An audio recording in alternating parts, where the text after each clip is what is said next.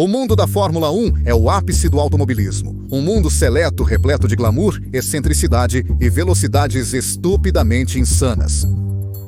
No entanto, um estilo de vida tão excêntrico requer um combustível muito difícil de obter, mas altamente viciante: o dinheiro. E essa maneira de conseguir dinheiro para as equipes de Fórmula 1, principalmente, vem dos patrocinadores. E até alguns anos atrás, havia uma fonte de renda que fornecia às equipes praticamente recursos ilimitados: o tabaco. Uma relação que elevou a Fórmula 1 a patamares financeiros extraordinários por um longo período de sua história. Mas em algum ponto, quando a Fórmula 1 parou de fumar, curiosamente, prejudicou seriamente sua saúde por um tempo. Hoje, na Skyline Racing, contaremos a história dos patrocínios de tabaco, muito populares nos anos 90, a contribuição deles para a Fórmula 1 e como acabaram se retirando do esporte que consideravam seu maior expositor a nível mundial. Então, senhoras e senhores, sejam bem-vindos à história da Fórmula 1. O tabaco e as consequências de quando a categoria decidiu parar de fumar? Em um dos nossos vídeos recentes, falamos brevemente sobre uma das rivalidades mais trágicas da Fórmula 1. A história de glória, traição e vingança entre Didier Pironi e Gilles Villeneuve. E sobre os escândalos envolvendo as equipes da Fórmula 1. Para obter informações sobre essa batalha, descobriu-se um excelente documentário da Sky TV, com imagens, relatos de pessoas próximas e cenas das corridas daquela temporada. Além de todo o drama vivido por ambos em 1982, apesar de estar louco para recomendar este documentário a vocês, infelizmente não está disponível no México em nenhuma plataforma digital. A menos, obviamente, que você tenha à disposição uma ferramenta que permita abrir qualquer cadeado digital. Antes de iniciar, destacamos que não estamos promovendo nenhuma marca de tabaco. E as marcas mencionadas aqui serão apenas para fins históricos e para o desenvolvimento da história. Ressaltando que a Skyline Racing e seus membros não recomendam, em nenhum contexto, o consumo de qualquer tipo de cigarros ou derivados. Para entender essa história, tenha em mente que o protagonista da mesma são os cigarros. A forma mais popular que existe no mundo de consumir tabaco, que é um produto conhecido por ser altamente viciante e nocivo para a saúde. Mas, simultaneamente, é uma enorme indústria que movimenta milhões de dólares. Que é exatamente o que um esporte como a Fórmula 1 precisa e sempre vai lhe cair maravilhosamente bem. Já que nenhuma equipe hoje em dia se recusaria a ter uma fonte de renda tão poderosa como eram as indústrias tabagistas em seu tempo. E isso é exatamente alguém que, de forma visionária, viu os benefícios de aceitar um acordo de patrocínio com uma tabaqueira para salvaguardar seu patrimônio. Colin Chapman, dono da equipe Lotus, que em 1968 via como a Fórmula 1 crescia rapidamente, em termos profissionais, tecnológicos e de audiências em escala global. O que posteriormente também significaria que, pouco a pouco, a categoria se tornaria cada vez mais cara. No final dos anos 60, as equipes perceberam a inviabilidade econômica de participar da Fórmula 1. Até então, a Lotus já era uma equipe de sucesso no mundo do grande circo, tendo vencido em várias ocasiões os campeonatos mundiais de pilotos e de construtores. E ainda assim, essa estrutura estava no vermelho e com uma enorme possibilidade de perder tudo por falta de dinheiro. Antes de 1967, a Fórmula 1 era muito restritiva com patrocínios, permitindo apenas marcas envolvidas com automobilismo ou automóveis. Após perder marcas como British Petroleum e ESO, a categoria decidiu se abrir para novos patrocínios que não estavam relacionados ao automobilismo. Foi aí que Colin Chapman viu uma enorme oportunidade. Mas essa pequena micro-história tem uma segunda parte, e neste caso é protagonizada pela Imperial Tobacco, uma empresa de tabaco britânica que no final dos anos 60 vai lançar um novo produto chamado Gold Leaf, uma variante de uma de suas marcas de cigarros. No entanto, pouco antes de lançar este produto, eles enfrentaram um enorme obstáculo. E é que na Europa iriam impor restrições à publicidade no rádio e na televisão aos produtos da indústria do tabaco. O que não agradava nada à marca, que precisava de publicidade agressiva para poder promover sua nova linha. Por isso, exploraram outras opções de publicidade, encontrando uma potencialmente enorme no tema dos esportes, que o esporte mais glamouroso, excêntrico, mas acima de tudo, mundialmente posicionado, dos carros rápidos. É nesse contexto que a equipe Lotus, após ser rejeitada por diversas marcas, finalmente fechou um acordo de patrocínio com a tabacaleira, que, segundo estimativas, girava em torno de 85 mil libras esterlinas anuais. Como pagou pelos serviços de publicidade, fazendo com que imediatamente seu carro fosse visto com os logos da marca, o que significou muito dinheiro. Mas também que a Lotus teve que se submeter a acusações de que haviam vendido sua alma ao diabo, ou até mesmo a acusações de que acabaram se prostituindo. E sacrificar as cores da bandeira do seu país em seu carro em troca do dinheiro proveniente do tabaco? Apesar de terem sido duramente questionados durante esses anos, para dizer a verdade, a jogada da Lotus foi muito inteligente, pois a relação entre ambas as marcas foi muito benéfica, já que a Lotus adquiriu uma contribuição econômica que a salvou da ruína financeira. E a marca de tabaco recebeu um expositor mundial que impulsionou as vendas de seu produto, sendo um sucesso retumbante para ambas as marcas, que logo conseguiria que outras empresas de tabaco começassem a chegar em massa para a Fórmula 1. Durante os anos 70, a relação entre as marcas de tabaco e a Fórmula 1 foi proliferando de forma exponencial. Ao ponto de que, para 1972, a Imperial Tobacco queria mais participação dentro da equipe Lotus e substituiu a Gold Leaf pela marca John Player Espacial, que trouxe à tona a mítica decoração preta nos carros da Lotus. E com o enorme impulso econômico que veio depois, essa equipe conseguiu conquistar os campeonatos de 1970, 72, 73 e 78. Levando as cores da marca de tabaco a um patamar altíssimo dentro do mundo dos esportes. Acreditava que logo outra marca importante chegaria para ficar na Fórmula 1? A empresa americana Marlboro, que chegaria para patrocinar os carros da British Racing Motors e posteriormente os da McLaren, dando aos carros uma estética atraente, semelhante ao que seria um dos seus maços de cigarros, que se tornaram um dos designs mais marcantes da sua época, lembrados até os dias de hoje. Também outras marcas, como Gitanes, chegaram à Fórmula 1 vendo que a categoria era a melhor maneira de fazer publicidade e ganhar dinheiro, ignorando as restrições à publicidade do tabaco que existiam na Europa, fazendo com que, no final dos anos 70, metade das equipes tivesse um acordo de patrocínio com alguma marca que lhes permitisse melhorar suas finanças de maneira gloriosa. Alcançando seu ápice nos anos 80, os anos em que é impossível não lembrar de liveries míticas como o amarelo chamativo da Lotus, patrocinado pela Camel, ou os tons de cor da gloriosa época da Williams. O design vermelho e branco da McLaren, patrocinado pela Marlboro, que também apoiava a Ferrari Brava, ou os carros azul e branco da Ligier da Gitanes.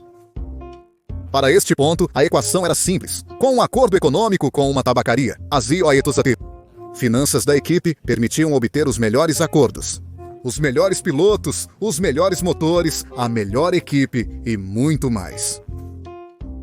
Chegando ao seu pico mais alto na primeira metade da década de 90, onde foi o ponto exato onde a Fórmula 1 se tornou a vitrine mais importante que existia para este produto no mundo. E o sucesso de uma equipe estava relacionado à qualidade da marca que apostava neles.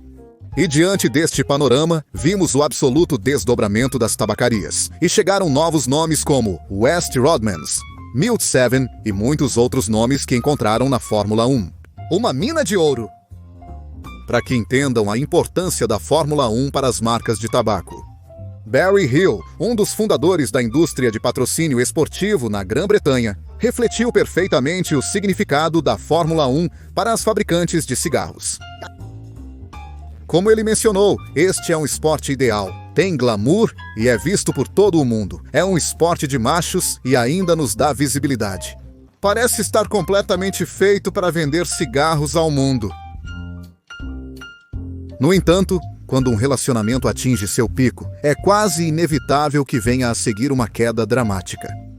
E em si, isso não ocorreu pela perda de lucratividade entre as partes, mas porque alguns países consideravam um grande risco que um produto nocivo à saúde seguisse sendo exibido. Dessa forma, perante as massivas audiências esportivas que incluíam jovens e crianças. No final dos anos 90 e início dos anos 2000, a União Europeia e vários países do mundo pressionaram fortemente para estabelecer normas mais rígidas para acordos de patrocínio de marcas de tabaco. Chegando o dia 500 para essas empresas no ano de 2001, quando a Organização Mundial da Saúde publicou o quadro para o controle do tabaco, no qual se estabelecia a proibição total de qualquer tipo de promoção desses produtos. O que fazia com que não pudesse haver anúncios de cigarros nem na televisão, rádio ou em qualquer evento esportivo. A notícia caiu como um balde de água fria para a categoria, porque a maioria das equipes era patrocinada por uma marca de cigarros e não podiam ser proibidas. Da noite para o dia, muitas estruturas inevitavelmente iriam à falência. Assim, um negócio que gerou lucros por anos, estimados em 4 bilhões e 400 milhões de dólares, estava prestes a falir completamente. A Fórmula 1 se comprometeu a proibir a publicidade de tabaco na categoria em 2006, dando aos times a oportunidade de reajustar suas finanças antes da chegada da proibição. Mas durante esse processo, enfrentaram situações muito desconfortáveis no caminho, como uma das mais lembradas. Em 2003, o Grande Prêmio da Bélgica não ocorreu devido às fortes restrições impostas pelo país à publicidade de tabaco. Na Fórmula, houve negociações? A categoria pediu às equipes que não exibissem patrocínios de cigarros apenas naquele GP, mas elas recusaram, restando apenas o cancelamento da corrida. Portanto, o Grande Prêmio da Bélgica do ano de 2003 não aconteceu. E tudo se encaminhava para que em 2006 a Fórmula 1 ficasse sem seu precioso recurso. E chegando a essa data, a maioria das marcas desapareceu, e algumas outras, como Marlboro, permaneceram. Após isso, seguiram pagando a Ferrari para exibir propaganda disfarçada de seus cigarros. Enfim, até este ponto, a Fórmula 1 teve que parar de fumar. Mas o fato é que, ao contrário do que aconteceria com um ser humano de carne e osso, parar de fumar prejudicou seriamente a saúde da Fórmula 1. Pois sem as enormes contribuições econômicas dos cigarros, várias equipes enfrentaram dificuldades para encontrar marcas que compensassem a ausência de seus principais jogadores. E sendo a Fórmula 1 um esporte tão caro, e graças ao fato de que em 2008 uma crise financeira assolou o mundo, junto com a falta desse recurso precioso, equipes e fabricantes começaram a sair da categoria, na desesperação por dinheiro. Muitas equipes tiveram que começar a fazer uso dos famosos pay drivers, que, bem, sempre existiram, mas chegou um ponto em que uma boa parte do grid contava com um pay driver. Em outras palavras, pilotos com talento não excepcional, mas com forte patrocínio, e que tiveram passagens breves pela Fórmula 1. Apesar dos patrocínios e pilotos fornecerem oxigênio para as equipes, já com pulmões danificados. Durante todo esse tempo, equipes mudavam de mãos, desapareciam, eram renomeadas e muito mais. Mais de 10 anos após a proibição, as equipes eram incapazes de se adaptar e encontrar uma sólida estabilidade, que arrastaram por muitos anos. Até que a Liberty Media chegou com seu modelo de negócios e o teto orçamentário. Conseguiram dar às equipes a possibilidade de serem financeiramente rentáveis e encontrar lucros em ter uma equipe de Fórmula 1, em vez de simplesmente sobreviver. Mas acredite ou não, a proibição de 2006 não significou o fim das marcas de tabacos na Fórmula 1, porque depois de um longo tempo conseguiram retornar, embora de uma forma diferente. Em 2019, as tabacarias retornaram. Começando pela Philip Morris, com a Ferrari e British American Tobacco, com a McLaren, no caso particular da Ferrari. Talvez muitos de vocês se lembrem do enorme patrocínio da Mission Win Now, que basicamente não fazia alusão como tal ao cigarro. E sua função era divulgar os planos da Philip Morris para um novo futuro, baseado em uma campanha para gerar consciência sobre como melhorar a marca e evoluir progressivamente. Isso é sério, pois não se relacionava dessa forma aos seus produtos de tabaco, mas buscava gerar expectativas sobre o futuro que a empresa levaria, embora entre linhas fosse publicidade velada.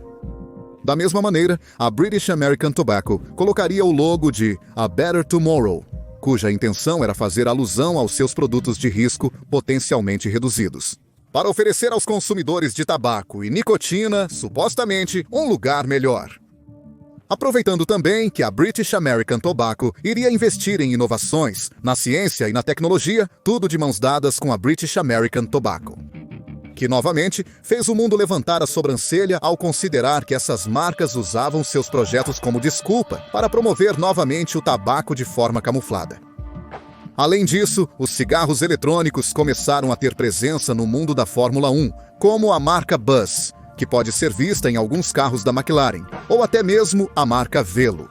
Um produto da British American Tobacco, que é basicamente nicotina sem tabaco, que causou novamente bastante alvoroço, e que organizações civis novamente cobrem da Fórmula 1 um maior controle desses produtos, que parece que em pleno 2025 estão voltando cada vez com mais força, quando eram consideradas praticamente mortas.